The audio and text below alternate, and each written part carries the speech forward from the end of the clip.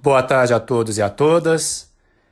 O corpus de análise do nosso seminário é a canção Mamãe Coragem, de Torquato Neto, interpretada por Gal Costa. Os componentes do grupo são a Ana Luísa Campos, a Isabela Moreira, Luísa Isabel, o Miguel Antunes e eu, o Samuel.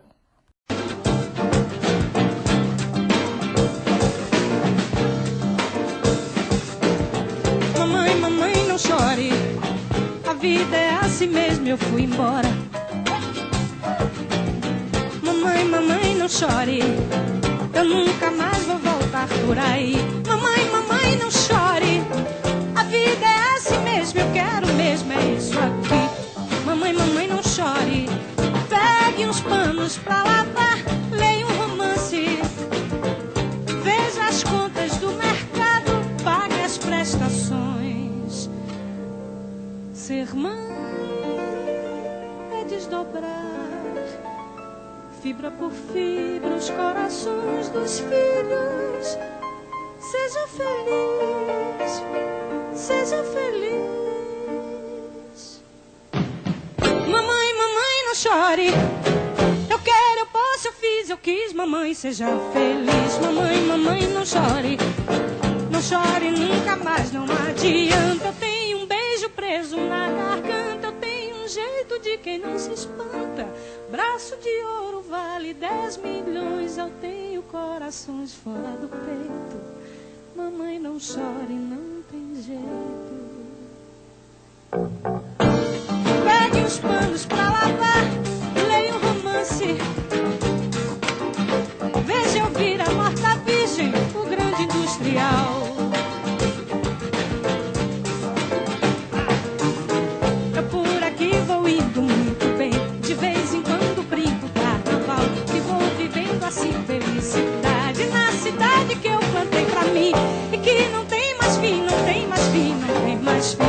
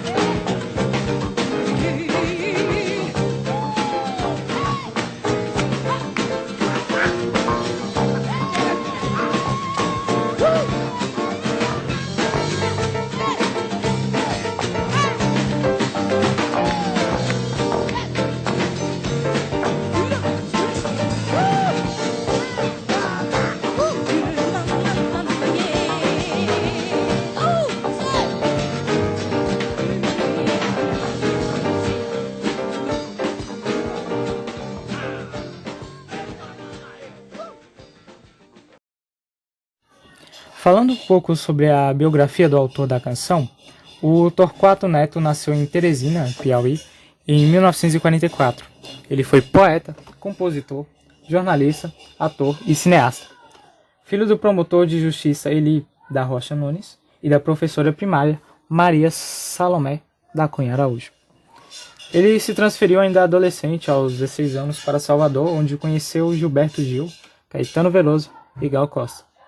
Posteriormente, em 1962, no Rio de Janeiro, ele formou com estes e outros artistas como o Capinã e Tom José o movimento tropicalista, o qual fundia referências de diferentes gêneros musicais diversos, como a bossa nova, o rock e outros ritmos regionais. Em 1968, após a prisão de Caetano Veloso e do Gilberto Gil, Torquato resolveu deixar o Brasil e passou mais ou menos um ano morando em Londres e em Paris. E depois ele retornou ao Rio de Janeiro. Já aqui no Brasil, ele trabalhou para diversos veículos da imprensa carioca, como colunas sobre cultura, no Correio da Manhã, Jornal dos Esportes e Última Hora. Nesse retorno ao Brasil, infelizmente o Torquato teve depressão, esteve internado em diversas clínicas psiquiátricas e veio a cometer suicídio aos 28 anos de idade, em 10 de novembro de 1972, um dia após o seu aniversário. Várias transformações marcaram a breve existência de Torquato Neto. As décadas de 1950 e 60 foram marcadas por profundas mudanças em todo o planeta. O fim da Segunda Guerra Mundial e o início da Guerra Fria, que formou dois polos antagônicos, os blocos econômicos capitalista e socialista. Enquanto no Brasil, o suicídio de Getúlio Vargas em 1954 e o início do governo de Juscelino Kubitschek em 1956 marcaram uma fase de abertura do país para as influências estrangeiras. Já no plano da cultura, o mundo conhecia inúmeros movimentos libertários. Nos Estados Unidos, a geração Beat e o rock and roll revolucionaram o comportamento dos jovens. No campo político, temos o golpe militar de 1964, que marcará definitivamente a história do Brasil. E nesse sentido, alguns movimentos vão aos poucos se organizando como um contraponto à ditadura. No ano de 68, o Ato Constitucional número 5 é decretado. Esse ato considerado um dos mais repressivos da ditadura militar. É nesse contexto, em 68, que surge o álbum Tropicália, do qual faz parte o nosso corpus de análise. A referida canção é a faixa 10 do álbum Tropicália ou Panis et Circenses, lançado em agosto de 1968 pela gravadora Philips. Um disco que se tornaria antológico na história da música popular brasileira. Uma mistura de muitos ritmos brasileiros e temas que abrangem tanto a cultura sul-sudeste como a do norte e nordeste, o disco deixa claro que a invenção não dispensa a tradição. A canção revela a personagem que deixa seu lugar de origem e abandona seus laços familiares em busca de uma nova urbe. A letra explicita alento à mãe que vê seu filho partir de casa para a cidade por ele escolhida. Se observarmos a canção, a interpretação incorpora e reforça as intenções do poema.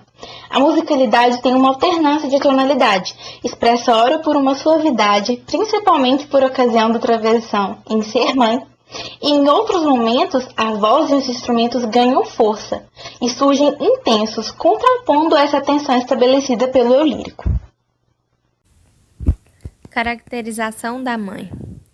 A mãe é representada na canção como alguém circunscrita ao ambiente do lar, que faz as coisas do dia a dia de uma casa. Ela também é alfabetizada, pois é capaz de ler um romance, como no trecho: pegue uns panos para lavar, leia um romance, veja as contas do mercado. O fato dela chorar demonstra alguém que é sensível. De que maneira o enunciador é caracterizado na canção? Sabemos que se trata de um filho ou de uma filha, pois, durante toda a canção, ele vai sempre fazer referência a mamãe. Mamãe, não chore.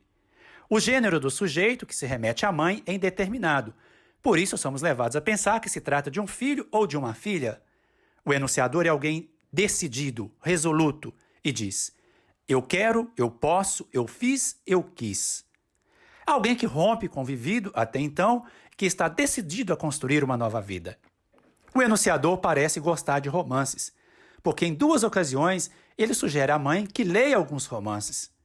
O enunciador se apresenta ainda como alguém sensível. Ele se refere à mãe em diversas ocasiões, pedindo para que não chore. A canção interpretada por Gal Costa parece fazer referência ao título da peça, abre aspas, Mãe Coragem e os seus filhos, fecha aspas, do poeta e dramaturgo alemão Bertolt Brecht, que nasceu em 1898 e faleceu em 1956.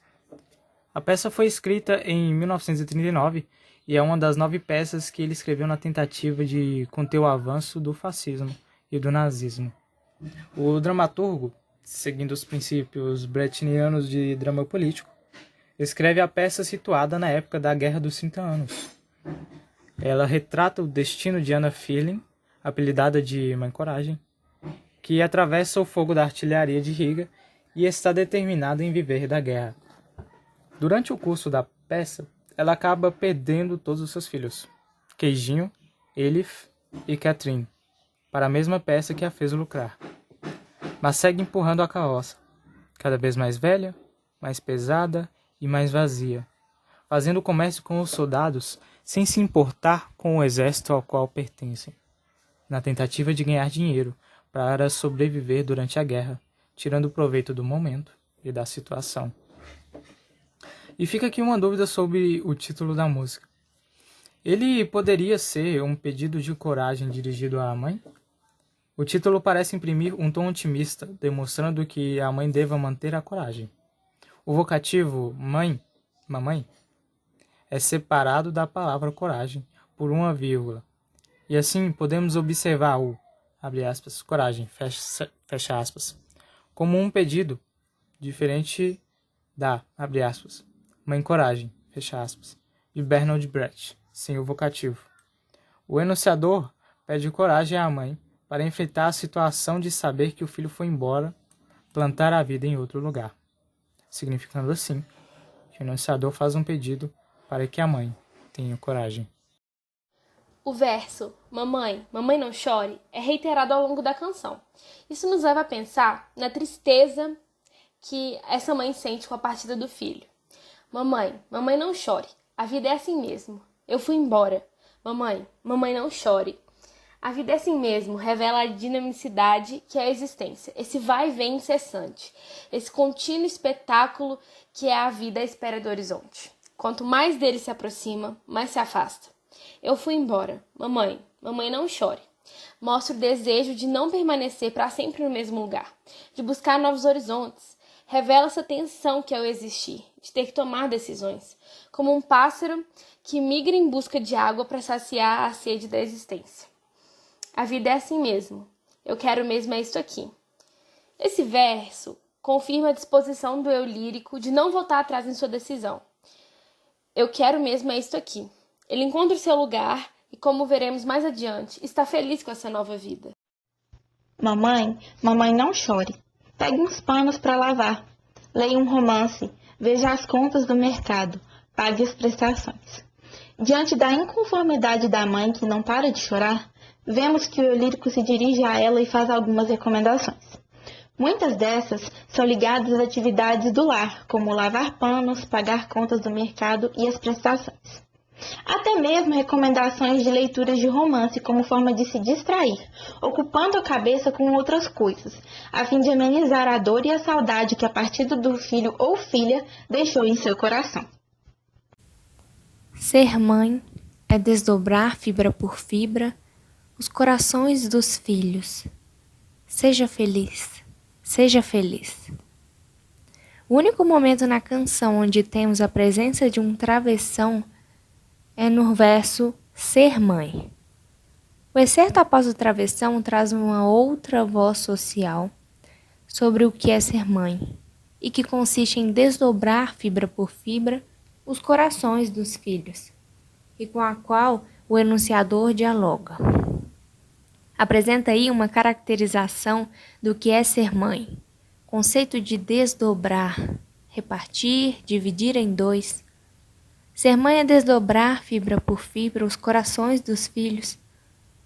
Paródia Coelho Neto. Cronista, folclorista, romancista, crítico e teatrólogo. Nascido em 1864 e falecido em 1934. Em seu poema Ser Mãe, encontramos o verso: ser mãe é desdobrar fibra por fibra o coração. Ao final, uma palavra de alento, o desejo que seja feliz. Ou seja, no fundo, é isso que toda mãe quer para os filhos. Não importa se longe ou perto, o amor é sempre o mesmo. O desejo de toda mãe é uma vida feliz para os filhos. Mamãe, mamãe, não chore. Eu quero, eu posso, eu fiz e eu quis. Mamãe, seja feliz. Mais uma vez, o eu lírico se dirige à mãe, pedindo que não chore. O eu lírico demonstra sua firme convicção quanto à decisão tomada. Eu quero, eu posso, eu fiz, eu quis. E que denota a liberdade com que o eu lírico assumiu a sua própria existência. Tomou para si as rédeas do existir e as consequências advindas dessa decisão. Uma liberdade que brota do seu agir no mundo e termina desejando que a mãe seja feliz. Mamãe, mamãe, não chore nunca mais, não adianta. O eu lírico aqui continua advertindo a mãe para que cesse o choro, pois a decisão está tomada, não adianta chorar. ele não vai mais voltar atrás. E nos versos, eu tenho um beijo preso na garganta, eu tenho um jeito de quem não se espanta. A expressão mais comum seria dizer que eu tenho um grito preso na garganta. Mas, ao invés disso, ele diz, eu tenho um beijo preso na garganta. O beijo, ele expressa carinho, proximidade, ele expõe a ternura, apesar da rebeldia, e isso caracteriza o sujeito cancional. O eu lírico não se espanta com aquilo que ele é. Ele é alguém que não tem medo do seu próprio jeito de ser e que, acima de tudo, tem um braço de ouro que vale 10 milhões. O verso Braço de Ouro vale 10 milhões faz referência ao filme O Homem do Braço de Ouro, de 1955, dirigido por Otto Preminger e estrelado por Frank Sinatra. Esse filme retrata a vida de um ex-viciado em heroína que sai da prisão para começar uma nova vida. E o eu poético do poema vê muito valor na nova vida que está construindo. Como ele diz num verso posterior, na cidade que ele mesmo plantou. Por isso, ele atribui uma quantia alta, que são esses 10 milhões, à ideia de um recomeço, assim como o personagem do filme de 1955. Já no verso Eu Tenho Corações Fora do Peito, um eu lírico que não se prende aos limites da existência, que vive para além desse mundo fechado e circunscrito. Um eu lírico com um coração explosivo, rebelde e que não cabe dentro de si. Mamãe, não chore, não tem jeito. Pegue uns panos para lavar, leia um romance. Leia Elzira Morta Virgem, o grande industrial. Aqui, novamente, nos deparamos com o eu lírico se dirigindo à mãe, advertindo e fazendo recomendações.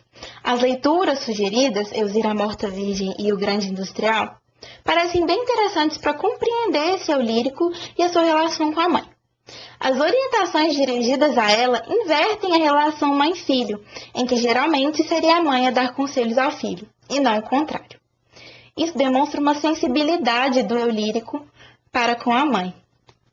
O romance Elzira Morta Virgem, escrita por Pedro Ribeiro Viana, foi publicado pela primeira vez em 1883, com o selo da livraria Serafim José Alves, e poucos anos depois, pela Livraria do Povo, de Pedro Quaresma. Essa breve história, que descreveu em pormenor as amarguras amorosas de Elzira e a incompreensão de seus pais, vendeu dezenas de milhares de exemplares e foi reeditada, pelo menos até a década de 1920, por diferentes livrarias em São Paulo e no Rio de Janeiro. Depois de circular como romance pelas ruas do Rio de Janeiro, Elzira Morta Virgem ganhou a voz de repentistas de cordel no Nordeste brasileiro, recebendo com isso novos formatos e versões. Em 1950, por exemplo, João Martins de Ataíde publicou em Juazeiro Elzira Morta Virgem em 2 volumes, cujo enredo havia sido, segundo ele, extraído do legítimo romance do mesmo nome. No livro de Pedro Viana, Elzira havia conhecido Amâncio, um jovem mulato, estudante de direito, em um folguedo de São João, no ano de 1874. Imediatamente os jovens apaixonaram-se um pelo outro e declararam amor recíproco e indissolúvel. Porém, a mãe de Elzira preferia que a filha se casasse com um homem rico e de família próspera. Diante de tal resistência da família em conceder a filha em casamento a Amâncio, Elzira não demorou a cair doente. Quando os pais finalmente decidiram acatar a decisão de Elzira, já era tarde. Apaixonada e ainda imaculada, virgem, a jovem morreu nos braços de Amâncio. Já O Grande Industrial é um romance de George Orne, traduzido e publicado no Rio de Janeiro em 1885. Este é um romance histórico que retrata a vida de uma mulher condenada ao seu próprio destino, mas que enfrenta as más decisões tomadas em função das aparências. Quais foram as conclusões a que chegamos Quanto ao eu lírico, sugeri à mãe a leitura desses 2 romances. Mais do que oferecer à mãe opções de leitura, como era distração, passatempo, o eu lírico se vê representado, identificado com as protagonistas dessas obras, sem fazer juízo de valor se a decisão por elas tomadas foi a melhor ou não. Ambas as protagonistas enfrentam a compreensão frente à firme decisão que tomaram. Também aqui na canção, o eu lírico provoca essa ruptura ao tomar decisões, mesmo que possa desagradar a sua mãe e provocar lágrimas. Como que ao recomendar à mãe essas leituras, e ela tendo contato com essas protagonistas, pudesse ao menos compreender um pouco o porquê da decisão do sujeito lírico de partir. Eu por aqui vou indo muito bem. De vez em quando brinco carnaval. E vou vivendo assim, felicidade. Na cidade em que plantei pra mim. E que não tem mais fim. Não tem mais fim. Não tem mais fim. A canção possui trechos que parecem indicar um contato do enunciador com a mãe através de um outro meio de comunicação, não identificado, mas que muito se assemelha ao gênero carta, como no trecho "Eu por aqui vou indo muito bem". A última estrofe é a única na canção que não inicia com o choro da mãe e que também não fala de choro, fala de alegria. Enquanto nas outras estrofes o eu lírico faz exortações à mãe, aqui ele fala de si, da cidade que plantou e da alegria presente em sua vida ao brincar de vez em quando de carnaval, o que contrapõe o choro da mãe. O carnaval aparece no horizonte do eu lírico como algo de descontração, de humor, mostrando que a vida é feita também de saltos de alegria, de leveza. Tudo isso se passa na cidade que eu plantei para mim, na cidade lavoura, em que o eu lírico planta para si e escolheu viver. O plantar sugere algo que foi fruto da conquista, das escolhas realizadas. O eu lírico sente essa felicidade invadir. Para ele, isso não tem mais fim, não tem retorno. Bom, concluímos que, ao esmiuçar a canção de Torquato Neto, podemos perceber que se trata de um texto repleto de referências e construções simbólicas, que, em conjunto, estruturam fortemente uma produção histórica e importante. As diversas perspectivas e relações implícitas revelam realidades comuns frente a momentos de mudanças e de rupturas, num construto plural e enriquecedor em busca da liberdade.